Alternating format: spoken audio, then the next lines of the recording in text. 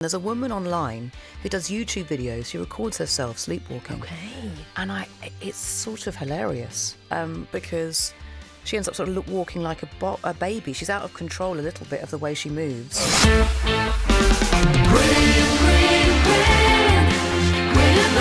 The Graham Norton Radio Show on Virgin Radio.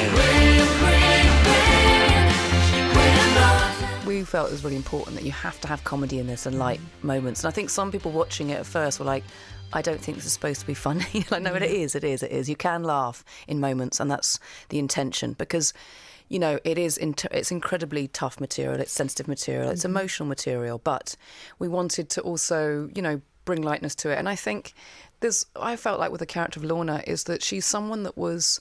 These women weren't just put away. I mean, there's a distinction between mother and baby homes and the laundries. Yeah. And obviously she was pregnant, so she went to a mother and baby home. But women were put in these places not just for that. They were put in because they stood out in some way. They were too pretty, or they were a bit cheeky, or whatever it was. They were considered fallen women. Spirited kind of women. So I sort of think, actually, Lorna, I wanted to imbue her with a spirit and a humour and a sort of quirk that was a sort of like almost reminiscing as the person that she used to be. So I think that it's infused throughout the whole script, and it's essential actually to help the audience also enjoy the watching of it as well as kind of feeling the intensity of it. And I think that's exactly it. So obviously, having come from Ireland, I'm acutely aware of this. It's very much part of our history, but I think there's a lot of people here that would think, God, what are you talking about? And there's a line in it that even for me, who knows so well how recent, I suppose it was, it's like the last laundry closed in 1996. The Macarena was in the charts, and it kind of stopped me in my tracks, because on the one hand, yes, it's very alive, and the fallout is still very much something that's being dealt with, but that just felt like, wow, that feels way too modern, I suppose. Yeah, well, even when I read the script, I thought, this is like a 1950s script. It feels, or even an 1850s script. It felt like a gothic horror from a different era. And yet, no, this is now. This is like, or it's contemporary. It's sort of, it's my history, my history. And you sort of think, wow, that's extraordinary. This was happening to those women in the late 90s. It was still happening.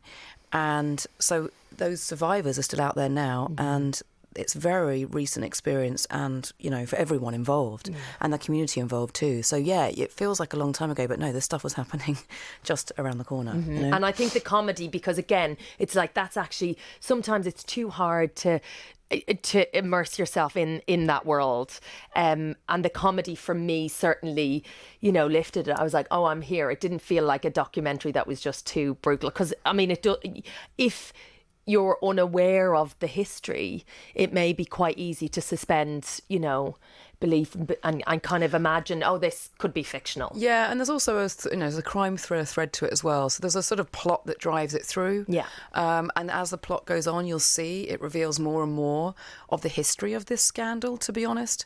So it's entertaining to some extent, but it is also based on the real truth of what happened and what is still to be discovered, actually, and what is still being looked into. Unearthed. Yeah. Yeah. Was it, as an actor, I imagine, you know, a gift to be able to embody that kind of enraged woman? We don't actually see it often enough. Yeah, sure. I mean, I think what appealed to me with the part was that, one, this material I thought was really brilliantly adapted in a way that was going to be dealing with psychological horror and through a crime caper, which at the heart of this real story, it is a crime at the heart of it, and it is psychologically horrifying for all those women that went through that. So that's a really smart way, I thought, but the character really appealed to me, and the character who is, yes, had something horrific happen to her, but is a survivor, and she's going to fight with I mean, she doesn't, at the beginning of the show, you think that keeps herself to herself. She kind of doesn't want to engage. But as the show goes on, you see her growing in strength and growing in determination to fight for the truth to be out there.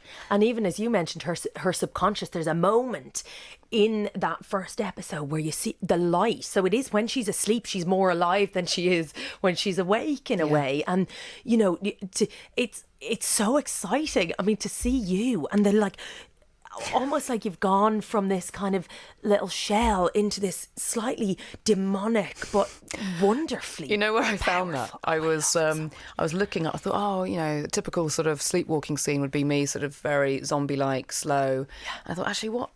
I'll look up some sleepwalking videos, and there's a woman online who does YouTube videos. She records herself sleepwalking. Okay. And it's sort of hilarious because she ends up sort of walking like a baby. She's out of control a little bit of the way she moves. Right. And she's talking to herself, she's talking to plants, she's shoving like cans of tomato or whatever it is, like chopped tomatoes down her pants. Like she's she's acting out her dream, but in physical space. And I was like, oh my God, that's hilarious. So I thought, okay, I've got to find a physicality in a walk. I can lean that way. And because the show is gear shift, you're like, oh yeah, we're on. It's party time. It's just incredible to watch this switch in you.